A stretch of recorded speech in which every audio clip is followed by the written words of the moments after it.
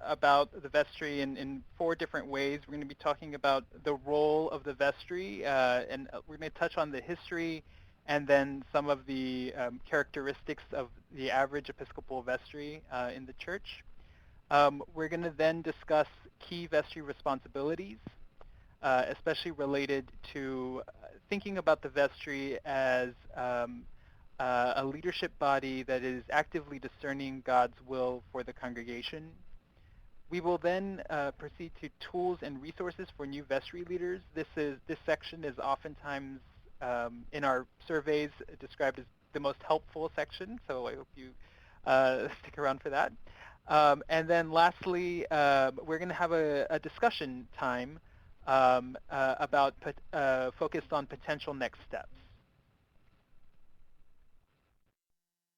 So I'm going to begin by talking just a little bit about the history of uh, the vestry in the Episcopal Church, and actually beginning with the Church of England. You may be wondering why there's an image of an armoire on this slide. In the Church of England, the annual election of church wardens took place during Easter week, and it was a simple process. All adult male parishioners would crowd into the room where the clergy would robe, a room called the vestry, to hear the accounts of the past church wardens and then to elect their successors. Later in Episcopal Church history in Virginia, parishes had become so large that it was impossible to crowd all voting members into one robing room. And so they developed a practice of electing vestry members for life. So let me repeat that. They elected vestry members for life. So although maybe some might feel that they've served an entire lifetime on their vestry, thankfully that's not common practice in the Episcopal Church anymore. Also, thankfully, we've expanded our role of who can have a voice and vote. Obviously, it's not just adult male members today. And vestries are made up of women and men. And this is something that a lot of, many congregations don't know. But depending on your diocese and whether or not the diocese has made certain provisions, it's actually possible to have youth on your vestry. So if you're interested in having youth on your vestry, I would check with your diocesan office. There are certain provisions that dioceses create around how to vote or voice and vote for particular kinds of votes that allow them to participate or abstain because of liability issues, quite frankly. So check with the diocesan office about that. Today, vestries are usually elected at the annual parish meeting, which often takes place at the beginning of the calendar year. There is a range of sizes of vestry. It's fairly common for vestries to range between 6 to 12 members, depending on the size of the parish. And one practice among many small congregations is to trim the size of the vestry so as to eliminate some unnecessary bureaucracy. So again, one of the things that I hope comes through this presentation is that actually in the Episcopal Church, there's a wide range of practices and sizes and different sizes and shapes of vestries, and people are actively adapting the model to fit their needs.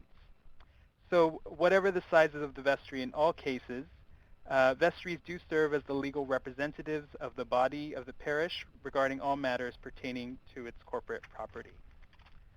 The rector of the parish or the priest in charge or vicar is recognized as the presiding officer of the vestry.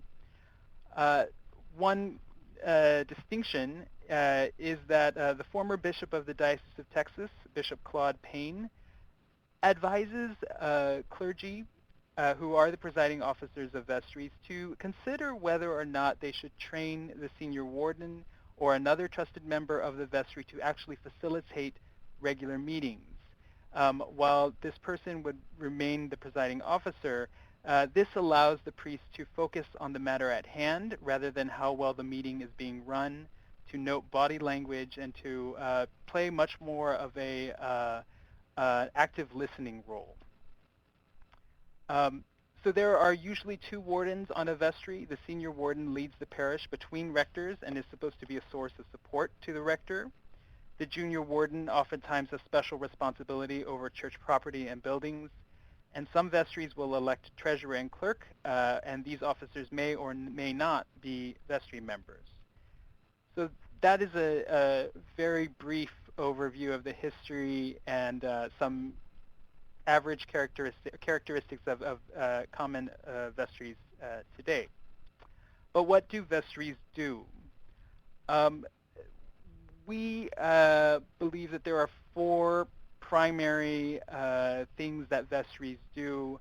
The first two are deeply related. They listen deeply and actively to where God is calling the congregation in your particular place at this particular moment in time. Um, Very connected to that is the work of, over time and over many conversations, articulating a shared sense of mission and vision, a shared sense of purpose for the wider congregation and with the wider congregation. Canonically, the vestry plays a very important role in identifying new leaders for the congregation and wider church, and I'll go into that in just a moment. And then I think oftentimes this is thought of as the classic responsibility of the vestry in that they're the stewards of resources. They are managers of resources and finances of the congregation.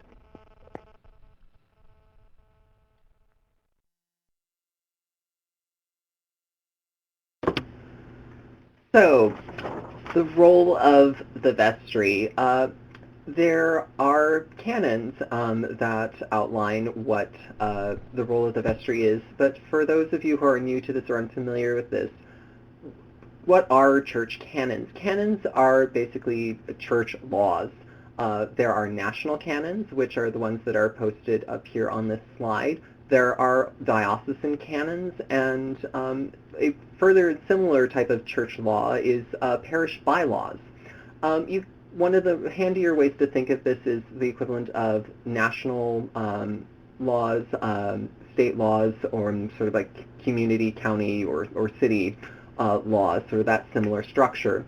And likewise, in this sort of structure, um, parishes need to abide by their diocesan canons, and diocesan canons need to abide by national church-wide canons.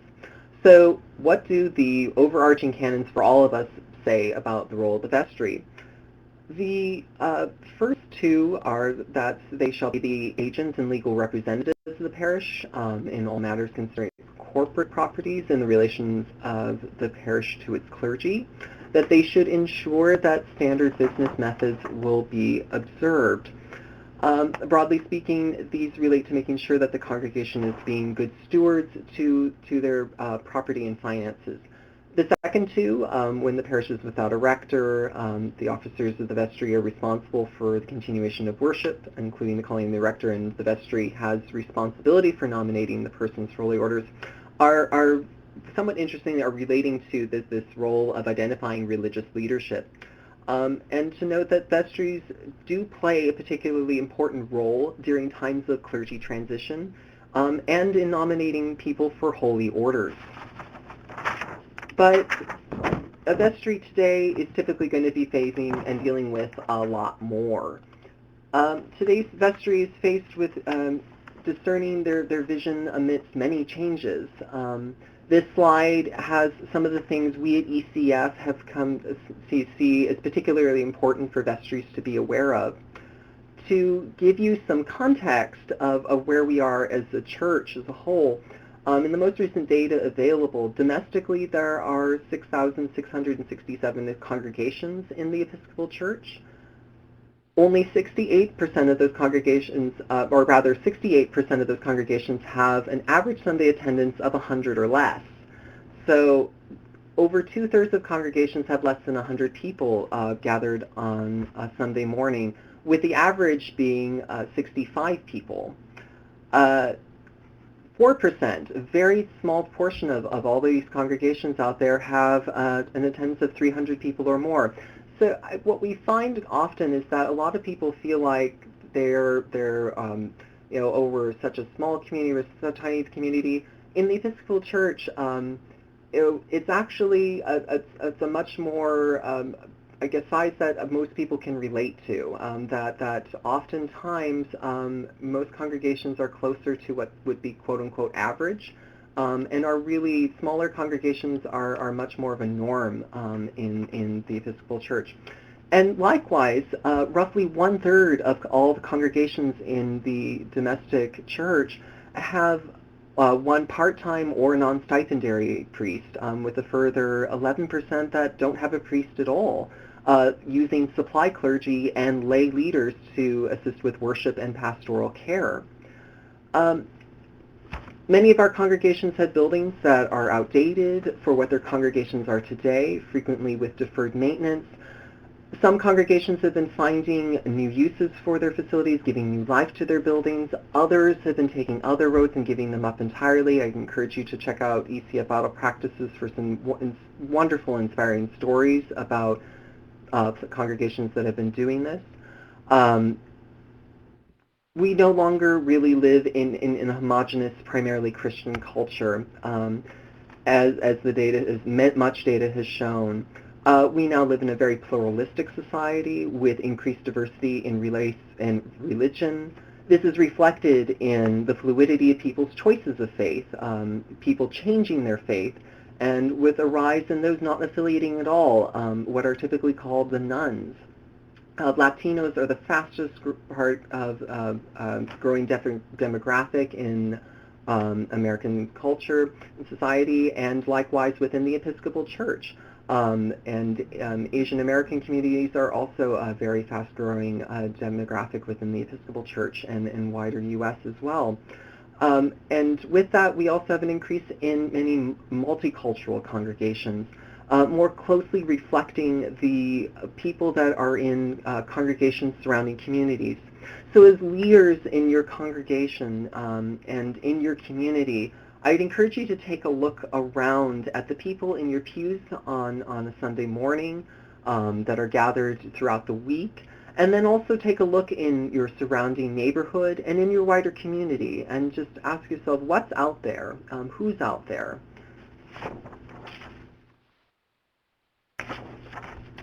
The role of today's vestry faces some common challenges that are also out there. We at ECF, with ECF Auto Practices, we send out a survey to a random sampling of 150 registered users every other month with the same set of questions. And over the years, we've collected a wonderful amount of data. To date, we've received over 800 responses. Through this, we've been able to find out sort of the top common challenges that Episcopal congregations are facing out there. As you can see bulleted out, that change is definitely right up at the top for a lot of congregations, and being able to implement change, or there's a lack of ability to do that. Communications, as we know that social media has really turned the tables in terms of what it means to have effective communication. Stewardship, of course, with the changes in finances. There are big differences in generational giving that we see in terms of, say, millennials versus baby boomers in terms of the types of engagement.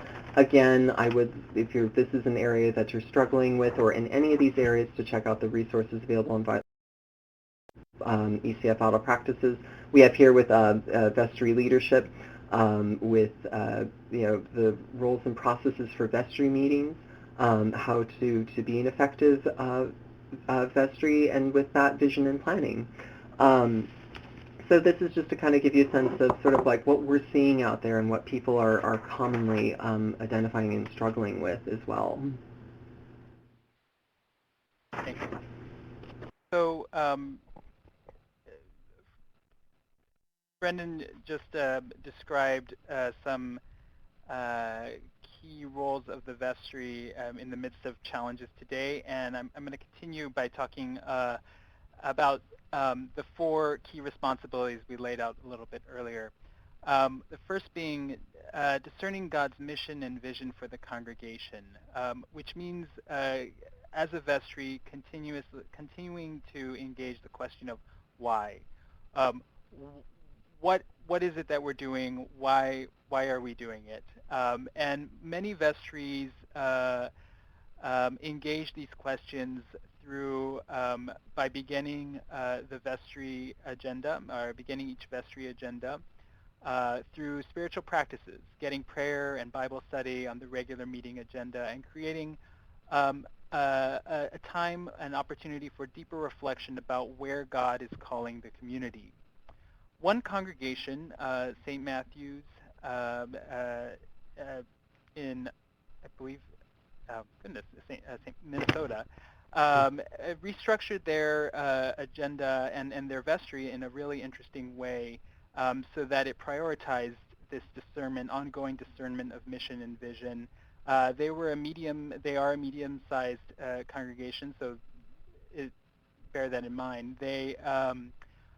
What they created was an operational committee, which they were then able to delegate a lot of the ongoing kind of operational work of building maintenance, as well as budgeting, and really, therefore, let the vestry focus on doing ongoing discernment, strategic planning projects. So that's one way in which to restructure a vestry to prioritize discernment of mission and vision.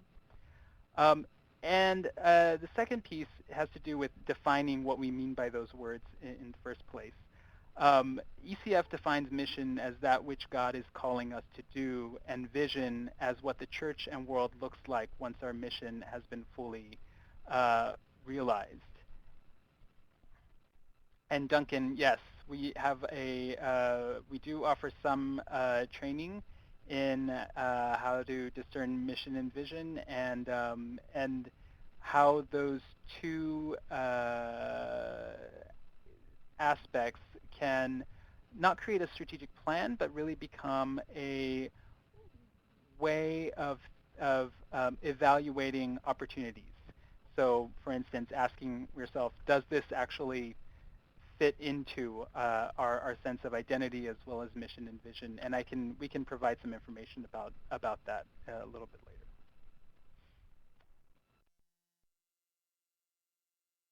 Another key responsibility is to be good stewards of property and resources and creating a financially vital congregation.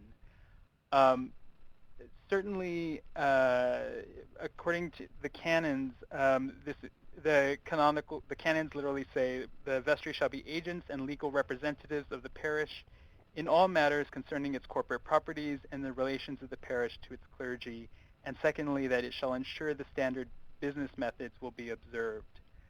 Um, so in terms of fiduciary responsibilities, this includes ensuring proper asset and financial management and oversight, um, and salary and benefits for clergy and lay staff. And this is frequently carried out through diversification of income sources.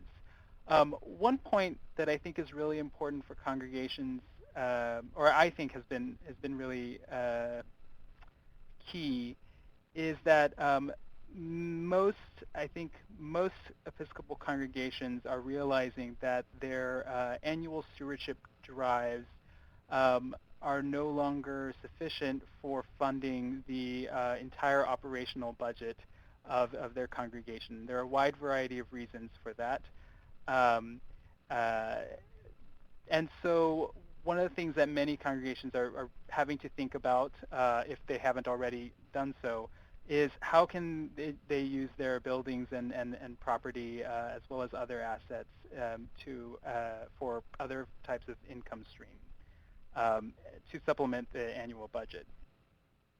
Um, this is also carried out through periodic capital campaigns, and capital campaigns can be used for everything from building maintenance or expansion, as well as to alleviation of debt. I have also heard of one church in Chattanooga, Tennessee, Southside Abbey, which has used the capital campaign to raise funds to do wonderful work in the neighborhood. So actually, capital campaigns can be turned in a lot of different directions. So you encourage some creativity in that direction. and for setting some sound endowment policies and developing a planned giving campaign. Um, the question of liability, this is a tough topic, but it is something that vestries should be aware of. Um, Vestries and parishes can be held liable for a variety of things: accidents occurring on the parish property, violation of fiduciary responsibilities, a violation of contracts, wrongful termination, and other employment practices, discrimination and sexual harassment and misconduct. Oftentimes, so it's important for vestries to be in touch with your diocese, because diocese will oftentimes be able to direct you to directors' liability insurance or officers' insurance coverage, and this is something that really need to be in touch. Congregations need to be in touch with their diocese about uh, for the health of your congregation. So another key aspect of vestry leadership is in identifying new leadership. As we talked about earlier, one of the canonical responsibilities is for identifying the new rector for a congregation, and also dealing with any persons in the congregation that are interested in holy orders. But in a broader sense, and we at ECF very much feel that effective vestries are a critical role in identifying and cultivating new leadership, both within the vestry, for the vestry, and also within the wider context of the various ministries taking place in the congregation. Um, this also plays out in the vestry nomination and election process. As we've pointed out again, and I'll stress here as well, that there are a wide variety of ways that congregations do this. There is not one set way of being able to do the nomination and an election process. Um, in the recent past, and there's been a greater focus on the discernment aspect, and in doing a much more extended discernment process for selecting new vestry members. There are some wonderful articles on ECF Bible practices about this that have carried out in many interesting ways.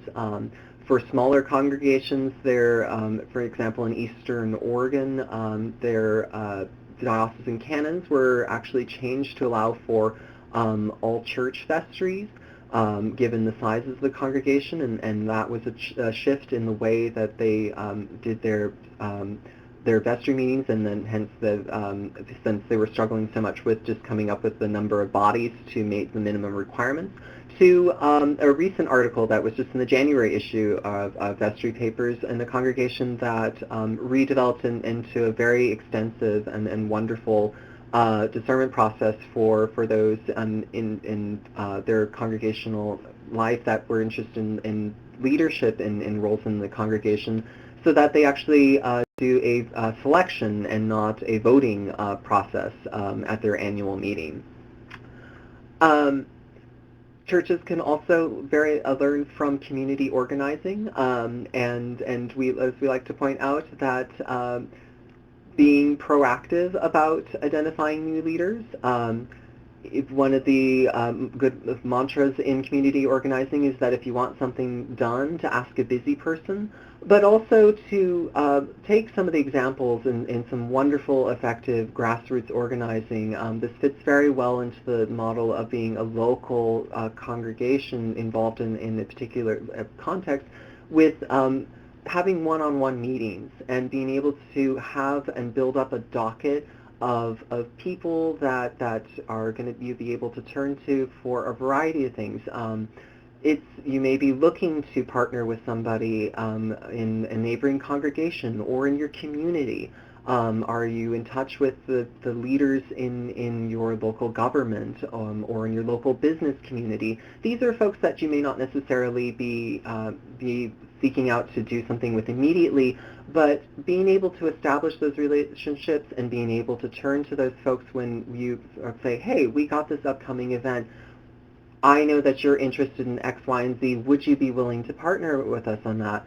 And then likewise within your congregation, really being able to get to know the folks that are in your congregation and what their gifts and their talents and their interests are. I always like to share that one of my colleagues here at ECF has a professional background that's very much in finance, but one of her real passions is for social work and prison ministry.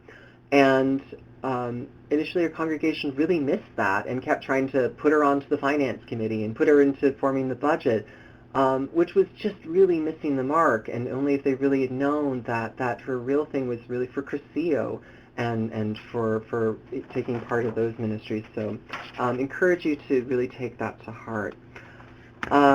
Another part is, of course, part of your meetings and meeting effectively. This is a big part of what vestries do. I'll just briefly go over this list. Of course, I'll have the copy of the slides, but want to emphasize a couple of things. Covenants and norms, especially if you've had your vestry election recently, take some time to draw up the covenant or establish some norms so that you can effectively work as a group.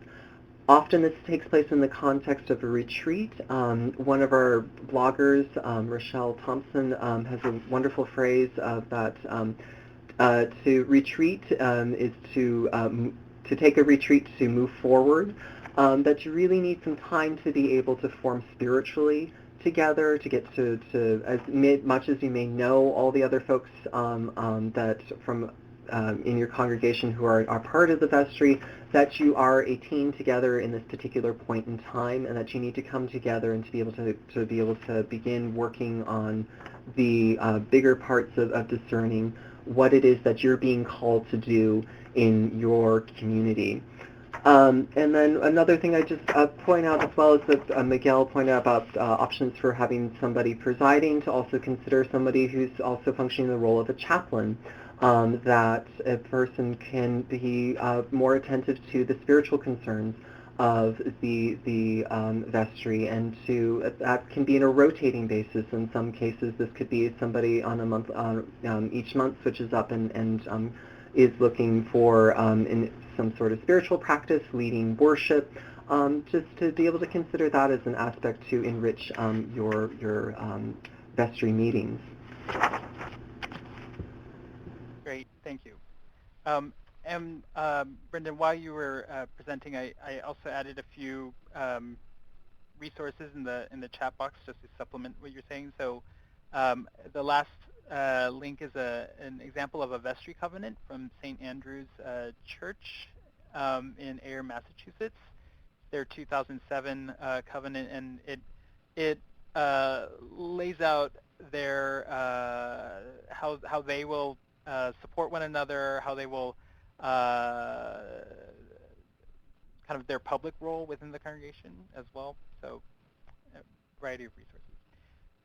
So we invite your questions and comments, and as in the case of any sort of question, we do have a lot of also expertise in the room of those who are participating. So if folks want to chime in response to any question at any time, please feel free to jump in. So thank you, Inez. I will continue. I will try to speak up a little bit louder.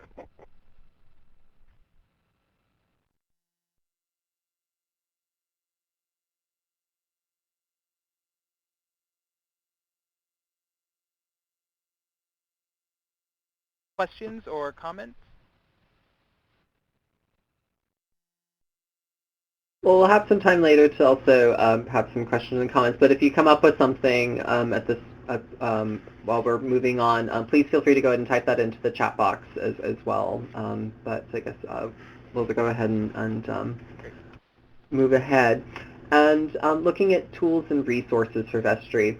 So I really encourage you to build your toolbox, so to speak. Hopefully you already have some sort of guide to being on the vestry of your congregation, a job description perhaps for the role of a vestry member. If not, just Google that as well, along with norms and covenants. There are many vestries that post that to their website as well. We have a couple examples as well posted on ECF Bible Practices for you to take a look at.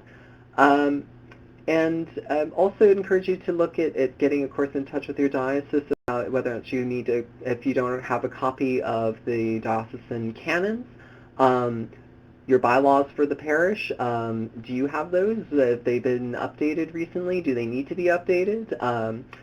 And also look at some of the more community aspects. There's much that can be learned as well, especially for newer members, in getting a sense of where the congregation's been, where it's come along the way, and how it's arrived to where it is now, particularly when getting into some of those sort of in the weeds tough things. Having that perspective can be really, really helpful for folks. Of course, those things that are in your spiritual practices and for your docket for that, with the Book of Common Prayer, Holy Women, Holy Men, any of some wonderful things out there to that. But last and certainly not least, though, the Bible. And if I can drill one thing in this evening, would be, especially as a congregational leader, that reading the Bible is not an option. That we absolutely, absolutely, absolutely need to be reading the Bible regularly, frequently, all the time, wherever and whenever you can fit it in. This includes, of course, your vestry meetings, but also for any various committee meetings. I particularly would cite examples of when you're meeting to form the budget, to incorporate some prayer and Bible study in something like that as well.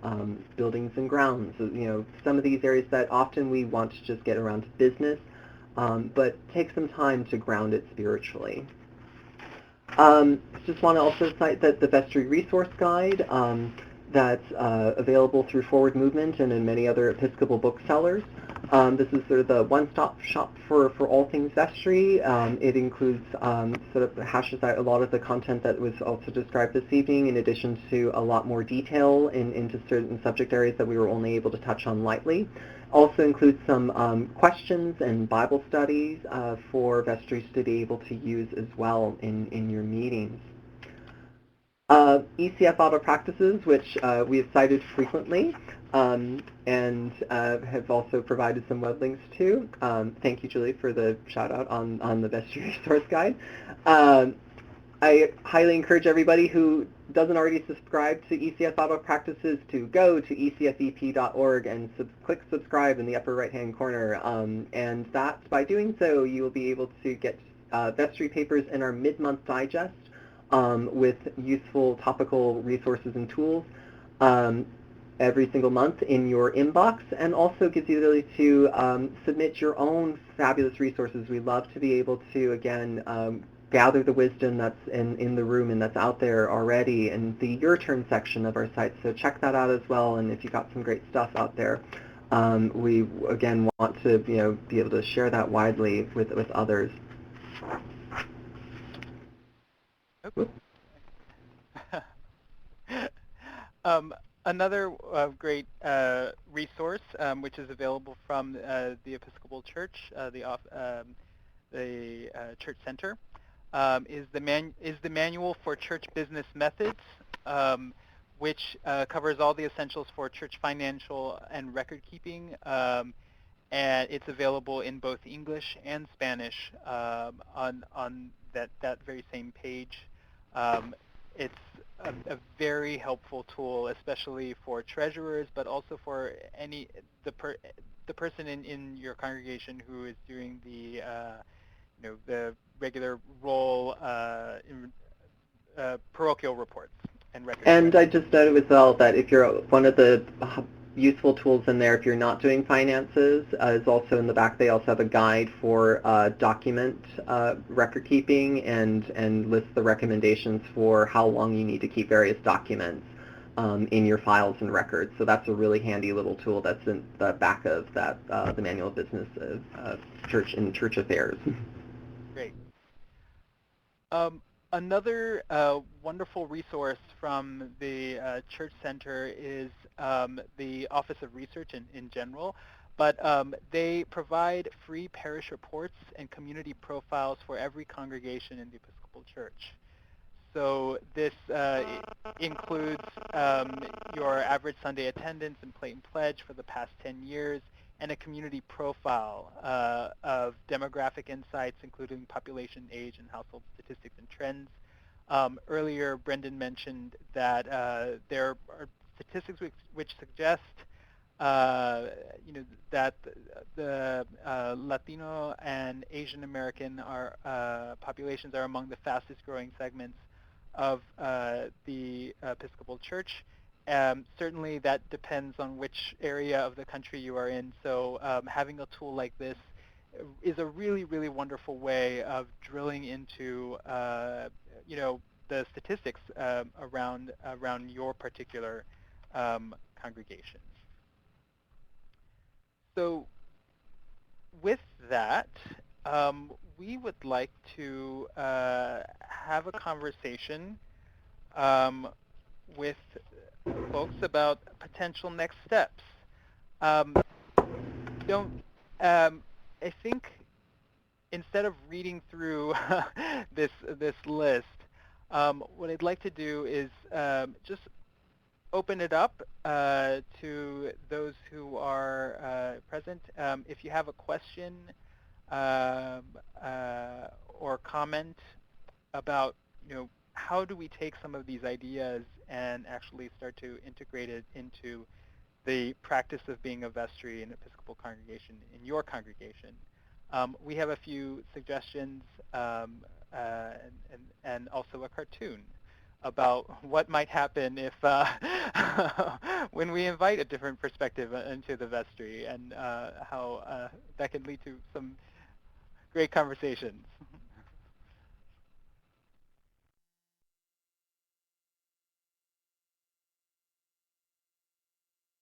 So questions or comments?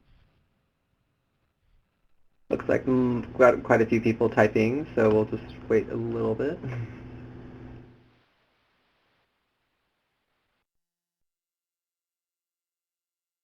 Oh, Gwen, that's outlined in the manual sort of guide for church business affairs.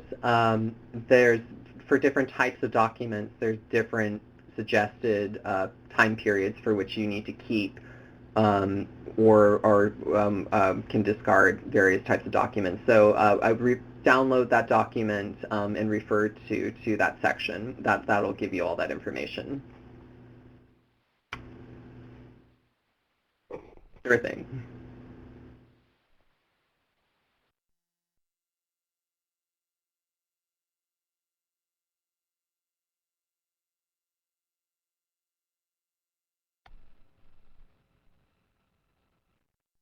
Wonderful. Wow. And Julie mentions that the order of the vestry agenda is changed every month, so that every element of vestry responsibilities throughout the year. Wonderful. Duncan, I would say that really depends upon your particular congregation. That's not something that there's any one best for everybody. One size does not fit all in the Episcopal Church. So I would look to examples of congregations in your diocese, in your region, that may have a similar size and budget, and get a sense of if that's their vestry size is working well for them. Generally speaking, vestries are between 6 and 12 members, and again, that tends to depend upon the size and makeup of the congregation. One of the at the very beginning, I talked about just the fact that there are many different kinds of vestries. In some parts of the church, I think is in Eastern Oregon, um, the, they had to work with the diocese to be allowed to do this, but they have moved to the all-church vestry in very small, very, very small congregations. And what that means is that uh, the entire church serves as the vestry and makes its key decisions at the annual meeting. And so that's one model in which a very, very, very small, some very small congregations in rural areas have kind of adapted the vestry model to serve their needs. Um, Again, I think that's something that you would want to check in with your diocese about.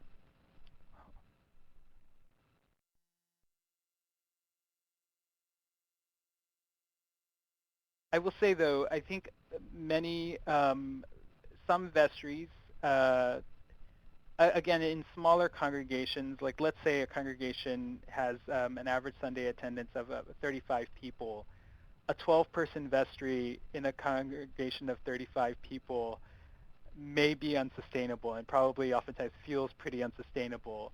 So one of the nicest things is to know that you can actually reduce that number and make really make the structure serve mission.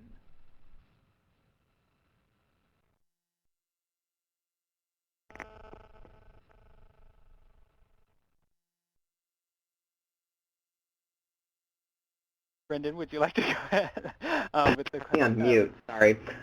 Sorry, I was talking on mute. I didn't realize I'd muted myself. So Mark asks that should nominations for the vestry come from the floor? Mark, that's something that you're going to have to check back to the canons in your diocese and endure your state nonprofit rules. Although that should be reflected in the diocesan canons as far as what's allowed for that procedure in terms of how members of your vestry can be elected. Uh, and then that would be something that the vestry would need to discern as far as whether or not that seems like a practical thing and whether or not, if that is allowed, whether or not you'd want to have that provision. And you could set that in your bylaws. Um, but our general recommendation would be to that having the ability to have an extended discernment process in the congregations that we've seen with really healthy vestries has really been beneficial when it's come to the election process.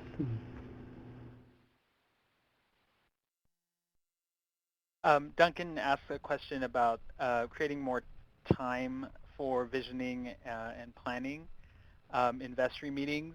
And there are several ways to address this. I think one of the most efficient is to move toward a consent agenda model. And I've included a link to an article which outlines how you can do that. Um, uh,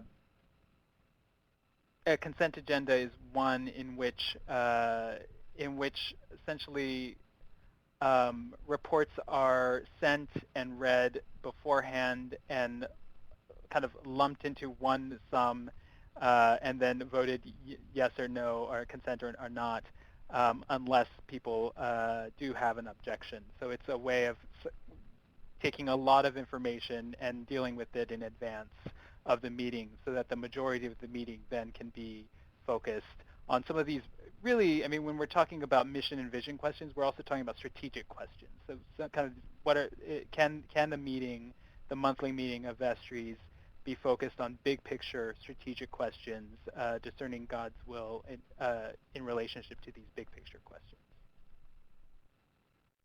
And Betsy asks, what is the usual practice for sharing financial statements with the congregation? Again, that does vary, but I would say that that's something you need to take into account of what's needed and what's healthy. I would always say when it comes to matters of finances to be as transparent as possible, that without having to, I guess, reveal all the horrific, tons of details that you're just going to overwhelm people with too much information. But that if there is a lack of trust when it comes to the finances, if people are feeling anxiety around the sort of finances, that's something that should clue your congregation into needing to think about ways to more effectively communicate the finances in ways that people will feel that they are clued in and feel all right about that. And this comes also as well with vestry minutes as well. But keeping in mind that with Vestry minutes that there may be things that need to be confidential, that do need to be kept within the executive committee of the vestry, and that does not necessarily need to be posted and shared with the wider congregation, at least at that moment in time. One one resource that I want to point out is a webinar, and it's recorded. I'm putting it in the chat box, called "The Basics of Parish Finance," and this is pretty consistently rated as one of our best webinars, and it's just basically outlines um, what a congregation needs to know and how it can think about everything from the budget to its overall financial health and to some reporting mechanisms. So this would be something that would be great. The recording would be something that would be great to watch potentially with finance committee members or the treasurer as well. Really helpful resource led by Jerry Kuchar, who's a ECF consultant, the author of several books on this issue, and Jim Murphy, who is the managing program director here at ECF for financial resources.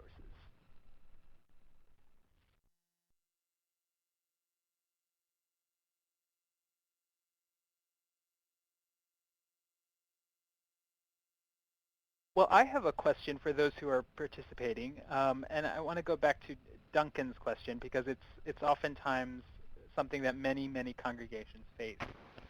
Um, how does your vestry uh, in its monthly meetings engage in discerning God's call or God's mission for your community? I would love to hear how, whether through Bible study or through retreats, I think it would be wonderful uh, to just name some of those ways in the chat box for everyone to read.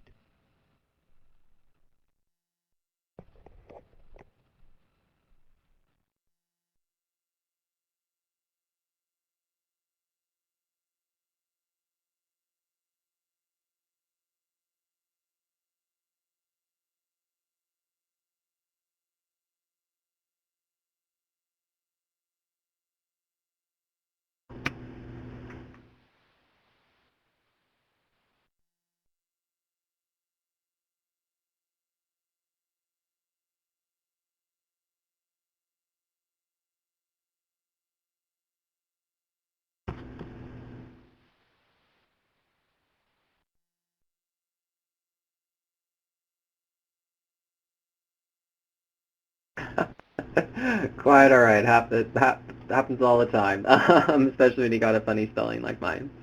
Um, but I guess there were things that you found particularly helpful. I guess any challenges that you still feel like you're going to be facing.